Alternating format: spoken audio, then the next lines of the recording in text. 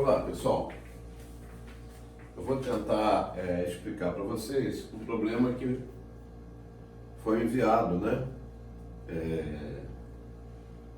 pelo Capitão Paulo, né, que eu sempre menciono nos meus vídeos, tá? Que é uma pessoa muito dedicada, né, à matemática, não só matemática, como outras coisas, né, e em especial a geometria, tá? E essa coisa é muito legal, né? Quando se enviam esses problemas, essas dúvidas para a gente, porque a gente vai fazer uma viagem, né? A gente vai lá atrás e tal, e vai lembrar do que você já sabe, né? E buscar o que você ainda não sabe ou não lembra mais, tá? Muito bem, então a primeira vez que eu travei contato com a chamada núnula de Hipócrates foi em 1971, tá? Com o livro de geometria do professor Paulo Pessoa, então estava lá, né? Númula de Hipócrates. Eu não sei a página, porque eu procurei o livro aqui na minha casa, não encontrei na bagunça. Mas está no livro do Paulo Pessoa, foi a primeira vez que eu travei contato com isso. Eu tinha mais ou menos 16 anos. Então, na minha cabeça, essas coisas não faziam muito sentido, né? A gente tinha que estudar para passar no concurso, mas não fazia muito sentido, né? As coisas não mudaram muito não, elas continuam parecidas, né? Os alunos às vezes perguntam, pô, esses caras não tinham nada para fazer não? Hã? Não tinha coisa melhor para fazer não? Pô, como é que esses caras fizeram casados, tinham filhos, enfim. O aluno sempre faz as suas inferências, né? Muito bem. Então, eu resolvi resolver o problema assim, capitão, mas eu vou fazer um esquema diferente, tá? E vou pedir até para que vocês me permitam alguma coisa que fugir eu consultar, né? Porque as primeiras pauladas a gente toma em casa, né? Em casa a gente recebe logo as primeiras pauladas. Depois que vai para o YouTube, aí a gente recebe paulada no YouTube também. Mas isso faz parte da vida, né?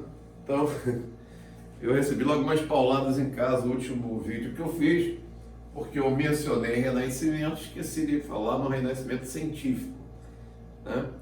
E aí eu falei, pô, mas peraí, eu não tenho obrigação histórica, não sou historiador, tomei um esculacho, né?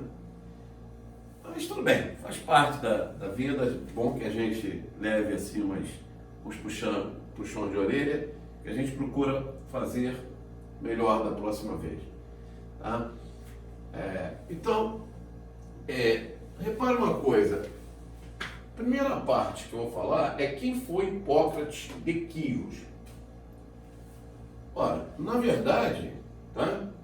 Ele é um grego, e isso aqui é a tradução do nome dele em grego.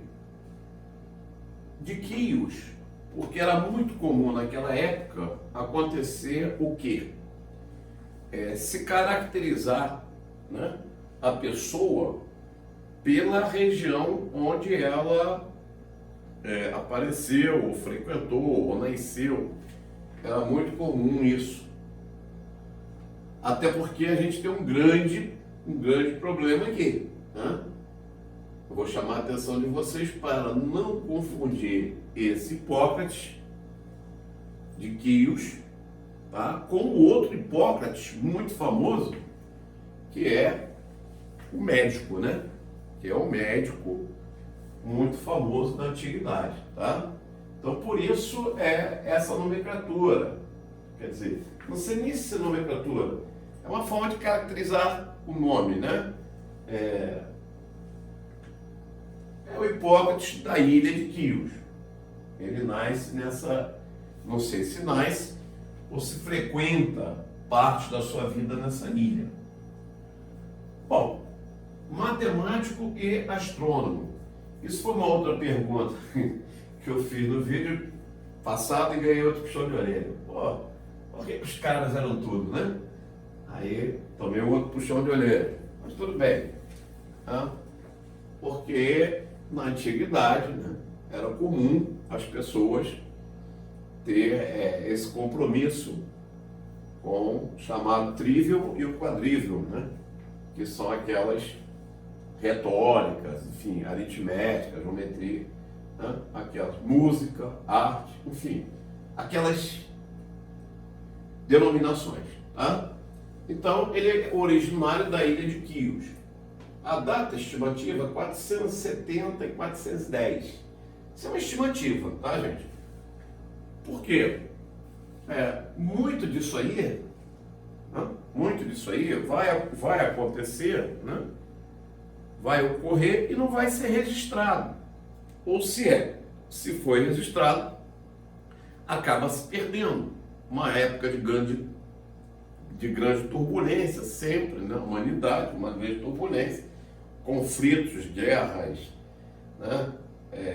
Incêndios, bibliotecas incendiadas, invasão de povos, enfim, isso acaba se perdendo, fora as coisas que não se registram, né?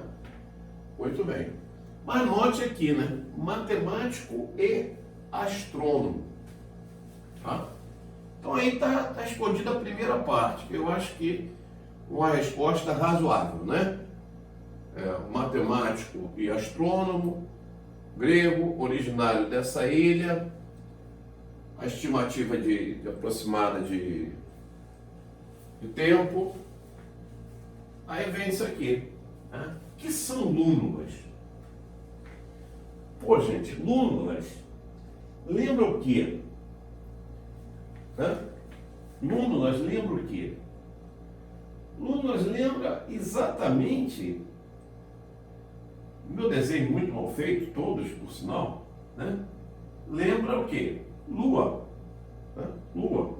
Eu acho que tem tudo a ver, né? O cara era, entre outras coisas, era astrônomo, então, né? Deveria ter essas preocupações, tá? De observações, né? Dos astros, enfim. Então, lúnulas vem daí. Lúnulas de Hipócrates, porque foi ele que mexeu com isso. Aliás, aqui há um fato interessante, que segundo um historiador da época, chamado Simprício, Hipócrates teria reunido os conceitos práticos, porque naquela época o conhecimento não era todo prático, era muito prático, era muito aplicado. Tá? Então teria reunido isso no primeiro livro de elementos de geometria. Não foi comprovado, não apareceu, e o primeiro elementos de geometria é o que a gente conhece, do Euclides, né? Que depois da Bíblia parece que foi o livro mais lido. Tá? Então, lúnulas. O que são lúnulas? Lúnulas são regiões planas limitadas por arcos de quem? De circunferência. Tá? Isso são lúnulas. Aí nós vamos para a terceira parte. O que é quadratura? Tá? O que a gente chama de quadratura? Quadratura é a construção, né, de uma figura geométrica de mesma área que uma outra dada. Tá? Então, aqui surge o primeiro problema de quadratura de Hipócrates. Buscar, né, uma figura, logicamente, de área conhecida que tenha a mesma área que essa. Isso é o que a gente chama de quadratura. Tá? Inclusive, nós temos lá na matemática grega clássica o chamado problema da quadratura do círculo, né? Quadratura do círculo. Se vocês quiserem fazer uma consulta, dê uma olhada nesse livro, 3 excursões na história da matemática, do Dr. João Bosco Pitombeira. Pitombeira é doutor em matemática, famoso mundialmente, né? E escrevemos um livrinho juntos, eu, ele e o Bruno Alves da CIE, revisitando teoremas e problemas, ensaios sobre a diversidade matemática. Muito bem, está feito propaganda.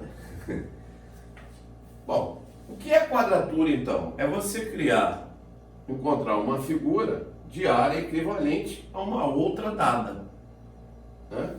Uma figura que você já conheça. Olha, uma situação simples de explicação de quadratura é você, por exemplo, pegar um triângulo, retângulo isósceles. Se eu pego um triângulo, retângulo isósceles e construo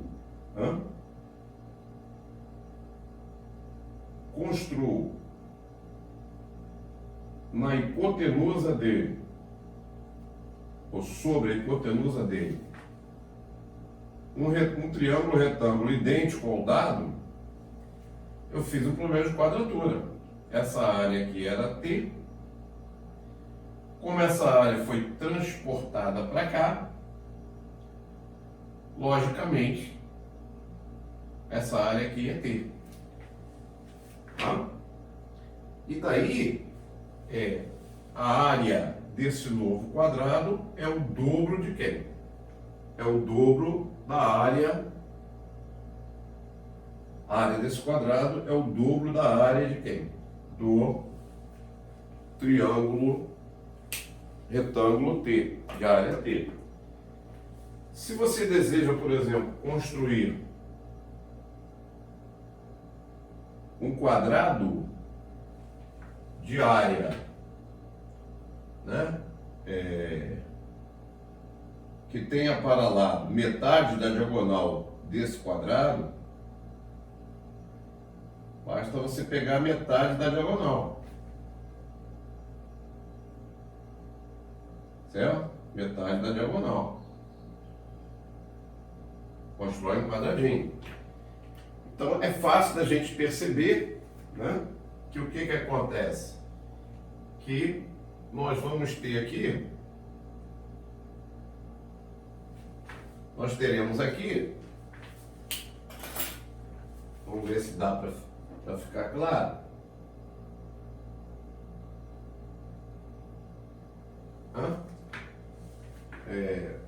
Construímos, pegamos o ponto médio aqui da hipotenusa e formamos um quadradinho aqui. Logo, esse quadrado, né, qual vai ser a área dele?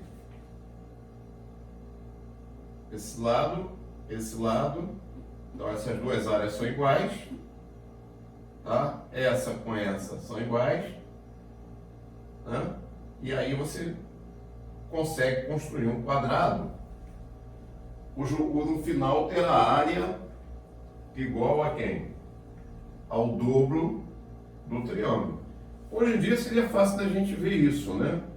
Porque o triângulo, tá, inicial, deixa eu ver se eu estou falando bobagem, ele tem área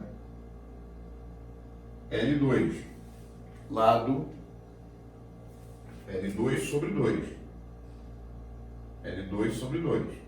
Né? Quando você pega a diagonal é L raiz de 2. A metade dela, L raiz de 2 sobre 2. Esse é o lado. Ao quadrado, isso vai dar 2L2 sobre 4. Dá L2 sobre 2. Então, da mesma área, esse quadrado aqui tem a mesma área que esse triângulo. Bom, só que aqui eu fiz uma violência, né? Eu fiz uma violência aqui. Por quê? Porque nessa época não existia essa álgebra que a gente conhece hoje, tá? Não existia essa álgebra que a gente conhece hoje. Por isso, os gregos, né, foram especialistas na arte de persuasão através de um raciocínio encadeado, né, de conhecimentos práticos já conhecidos, né? Então, como eles conheciam, por exemplo, essa área L2 sobre 2, eles conseguem construir aqui, né, um outro quadrado com esse quadrado com área igual a esse triângulo, né? Então, eles usam muito essa arte, né, de persuasão através de quê? De conhecimentos anteriores, encadeando raciocínios lógicos, né, que vão levar a conclusões, tá? Uma vez que não existia essa álgebra que a gente conhece hoje. Muito bem. Peço paciência a vocês, porque o vídeo vai ser um pouquinho longo, né? Mas eu acho que não teria sentido, capitão, eu falar, resolver o seu problema, que aliás já está resolvido, né? Resolver o seu problema sem falar nessas coisas, tá? Eu acho que não faz muito sentido. Mas vamos lá. Então, quarta parte. Problema proposto pelo capitão Paulo. Olha, ele me propõe o seguinte, provar que... Aliás, ele me manda essa demonstração. Ele manda a demonstração muito bem feita e tal, me manda. Ele me manda a demonstração provando que essa área S3, quer dizer, a área do triângulo retângulo, ela é igual a essa lúnula, S1, mais S2. Tá? E ele me manda lá uma demonstração muito bonita, muito bem feita, caprichada e tal. Tá? E aqui eu faço a minha. Tá aí a minha demonstração. Tá? Vamos ver se a gente consegue chegar a um acordo, né? Chegar a um acordo nisso. Muito bem. Aqui está o problema original do Lovag. Ele quer provar que essa... deixa eu consultar aqui para ver se... Eu acho que eu botei esse A no lugar que eu não devia. Deixa eu ver se eu botei esse A no lugar que eu não devia. Ah, tá. Tá faltando só aqui o T. Tá? Faltando só aqui o T. Repara, na verdade, o que o Lovag quer é provar que S3 é S1 mais S2. No nosso caso, seria aqui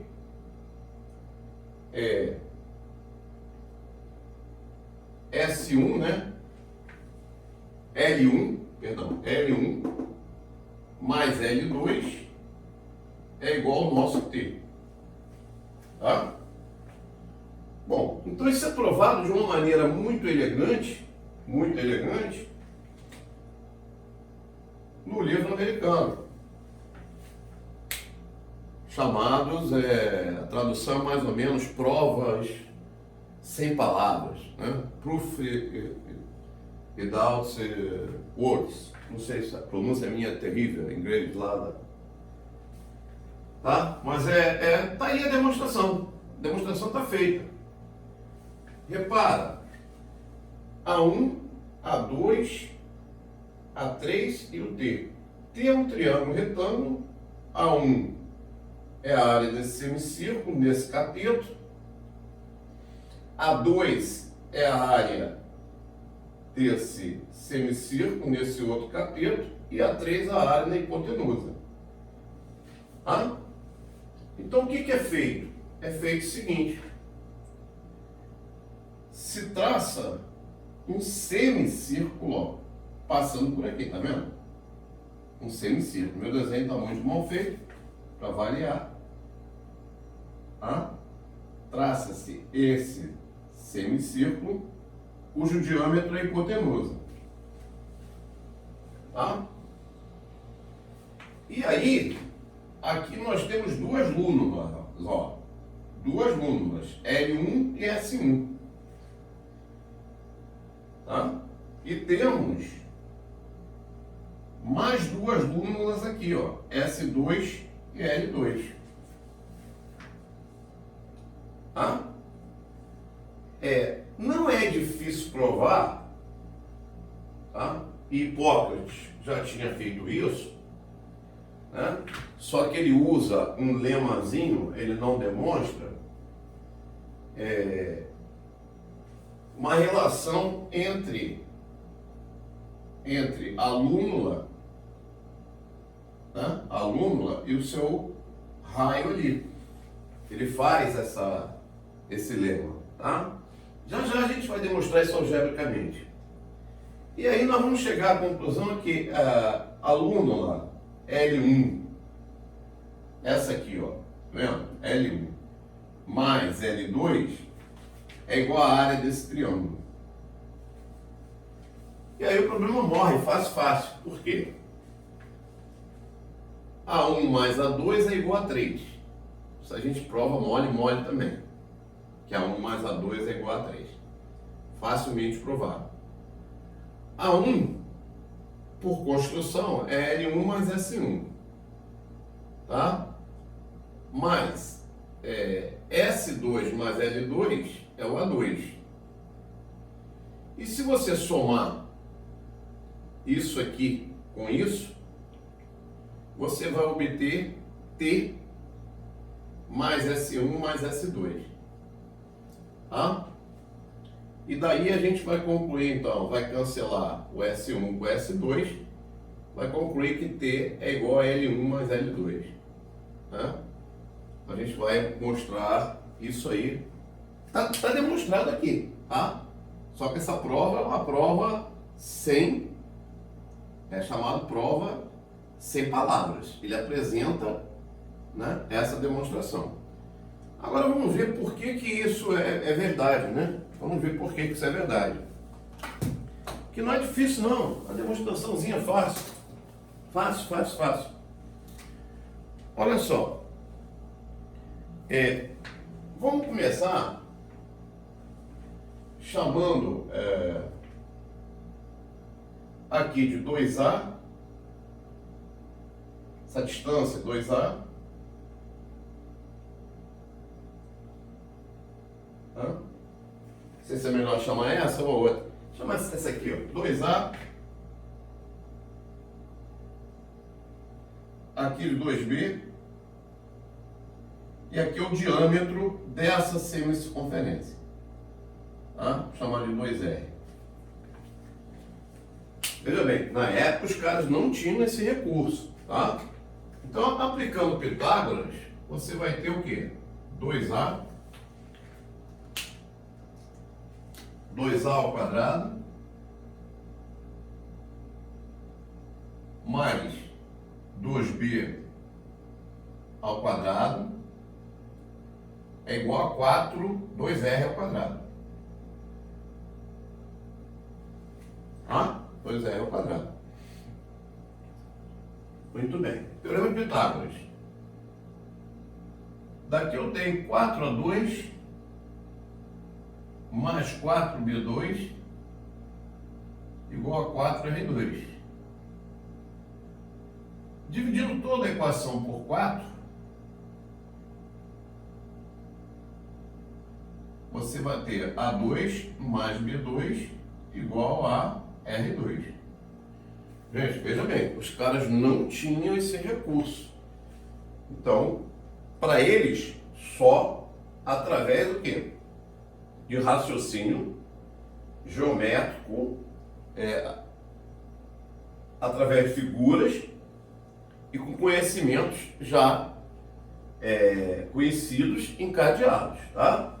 Então eu cheguei a essa conclusão aqui. Vou guardar isso. Vou guardar isso aqui. Só estou explicando o que está ali, tá? A demonstração está feita ali. Agora eu vou partir para achar a área desse semicírculo aqui, ó. Repara, a área dele é L1 mais S1. L1 mais S1.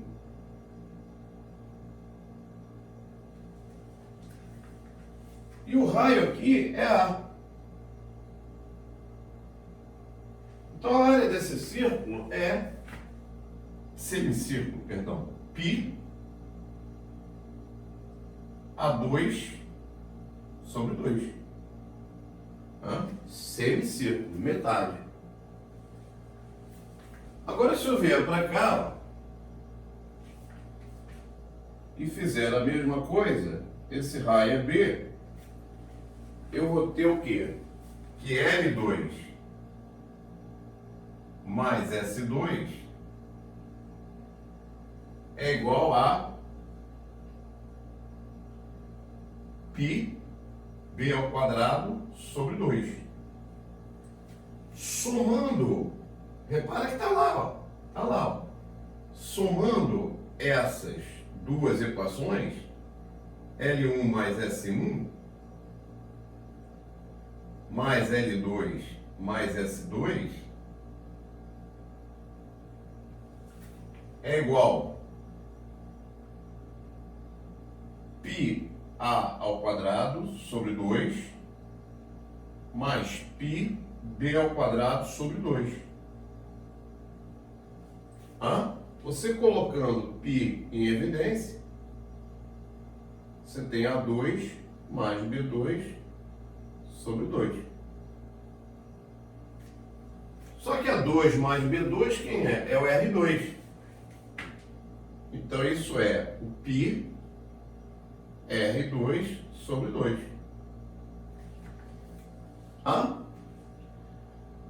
Olha, agora vamos para a área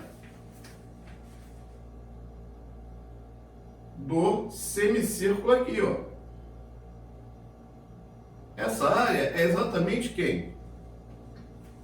Metade da área do círculo. O círculo tem raio R, então é πr2 sobre 2.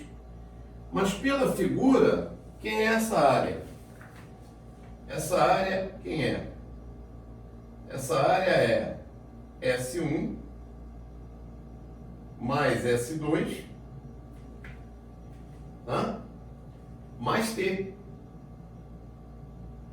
Olha a igualdade aqui, ó. S1 de um lado, S1 do outro, anula. S2 de um lado, S2 do outro, anula.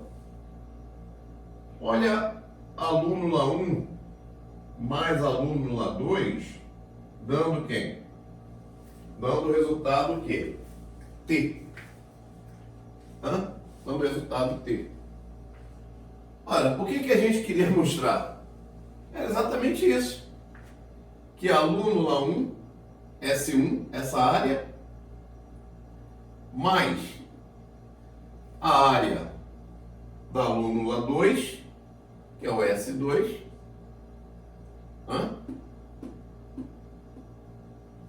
certo?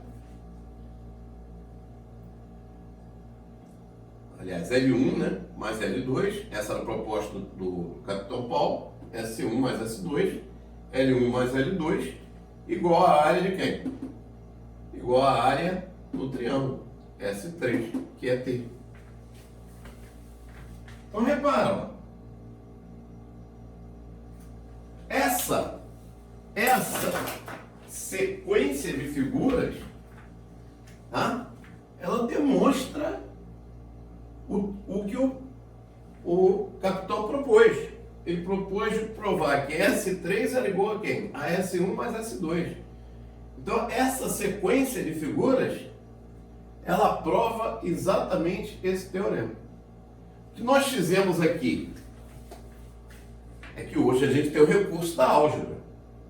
Se tem o recurso da álgebra, é uma ferramenta mais forte. As coisas ficam mais evidentes. Pessoal, eu não sei se eu fui claro, né? Se eu consegui atingir o meu objetivo, que era passar para vocês não só o problema resolvido, mas como alguma coisa a mais, né? Uma coisa que fizesse mais sentido, principalmente na cabeça dos nossos alunos, né? Porque eles não veem essa ligação entre nada, né? Eles calculam por calcular, eles mostram por demonstrar. Muita gente deve estar perguntando, pô, mas isso cai em concurso? Não, não cai em concurso, mas espera aí, estudar não é simplesmente estudar para concurso, né? Estudar é ter um conhecimento mais amplo das coisas, tá? Capitão, espero que não venha bronca por aí, né? Que eu tenha conseguido atingir aí o meu objetivo, que é, já falei, né? Demonstrar o que o senhor propôs, tá? E através principalmente de algumas coisas novas, tá bom? Um abraço, gente, até a próxima.